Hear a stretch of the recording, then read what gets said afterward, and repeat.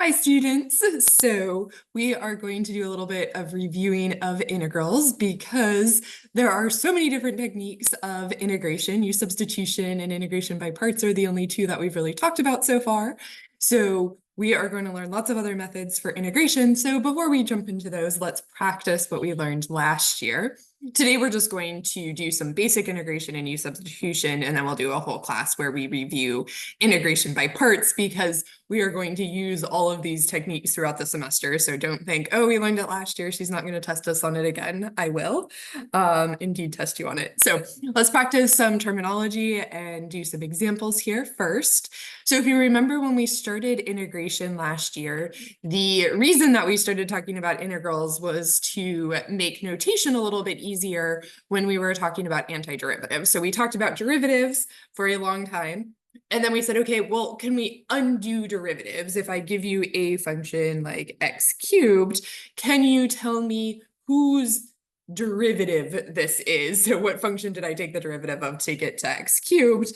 That was the antiderivative. The antiderivative of x cubed is 1/4 x to the fourth. And we said it was nice to have some notation that indicated antiderivative. So we put the integral sign. So we said the integral of x cubed dx is 1/4 x to the fourth. And we actually said that the integral symbol is asking us for the most general antiderivative. And that's why we put a plus c at the end, because the derivative of a constant is 0. So if we add a constant to 1/4 x to the fourth, its derivative, the derivative of this new function, is still x cubed. So this integral sign was what was indicating to find the most general antiderivative. We said this was an indefinite integral. We said indefinite integrals don't have numbers on the integral. And remember that it is super important that you write the dx or dy or d whatever variable we're working with here. Again, you can kind of think of this as parentheses. The integral sign opens the parentheses, the dx closes the parentheses, so you need both of them together when you're writing these. Also, when you get to a Calc 3 class, you're going to have multiple variables and multiple integral symbols, and that dx, dy, dz is going to indicate what variable you're integrating with respect to, which is what it does here, but it's going to be even more important in Calc 3. So try this example over here. So we're looking for the antiderivative of this function here. In order to do this one, you hopefully tried it on your own first, but in order to do this one, we need to simplify first.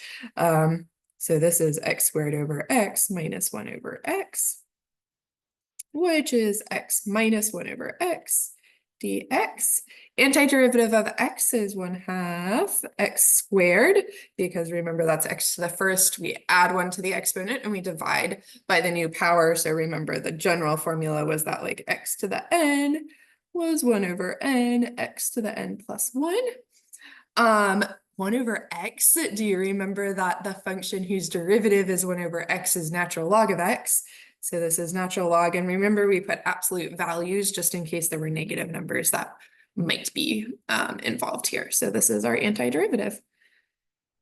We also talked about definite integrals. We talked about definite integrals in order to talk about finding the area under a curve.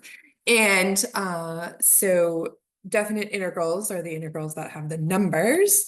And remember, in order to evaluate a definite integral, you start out by finding the antiderivative of your function. So 1/2 x squared plus 4x. We're going to rewrite the 1 and the 2 like this on the right-hand side. And then remember, the fundamental theorem of calculus told us we plug in the 2. Maybe I'll write that in blue. So when I plug in the 2, I get 1/2 times 2 squared is 4, plus 4 times 2 is 8. So I plug the 2 in, and then I plug the 1 in, and I'll write that over here. So I get 1/2 times 1 squared is 1, plus 4. And I subtract these two things, okay? Those parentheses at the end, that set of parentheses at the end is super important because that whole thing is getting subtracted. If I have done my math correctly, we're gonna get 5.5 out for this.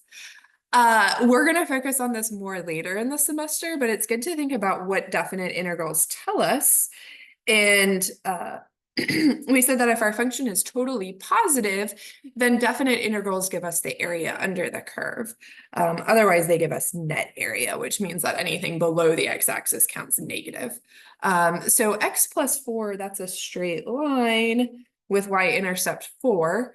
And from 1 to 2, that is totally positive. So this is giving us the area under that curve is 5.5. This is a function where you could break this up into a triangle and a rectangle, and you could actually calculate that area, make sure it is indeed 5.5. That would be kind of fun to do. Okay, so that's kind of basic integration where we're just like undoing the power rule. Remember, we also talked about u-substitution. U-substitution allowed us to undo the chain rule. And u-substitution works when we have a function and its derivative together in our expression. And we pick our u to be something, and then we're going to find du. So let's just practice this one. If you need more of a reminder of u-substitution, just let me know in class. So I usually pick u to be inside of another function. In this case, x squared is inside e to the x. So I'm going to pick x squared to be my du. Also, the derivative of x squared looks like it vaguely appears in here as the x. So that's another good reason to pick u to be x squared. So now my du over dx is 2x. That's just the derivative of x squared. And now I'm going to solve this for dx. So if I multiply both sides by dx, I get 2x dx, and I divide by 2x, I get du over 2x is dx. Okay, now I'm going to replace things in the integral. I'm going to have x e to the u times du over 2x. Thankfully, the x's cancel out. That was our whole goal. If they didn't, then we would have a problem. I still have a 1/2 because the 2's in the denominator. I'm going to write that out front. E to the u, whoopsie, e to the u du. Antiderivative of e to the u is still e to the u. So we get 1/2 e to the u plus c. So remember at this stage before we anti-differentiate, the goal is to have our integral only with u's in it. If there are any x's left behind, then we have not done something correctly or we haven't simplified enough. So I get 1/2 e to the u plus c, which when we replace u in there, we get 1/2 e to the x squared plus c. Okay, so we're going to practice more in class, and then we'll practice integration by parts the next class period, and then we'll start bunches of new techniques for integration for functions that we can't currently integrate.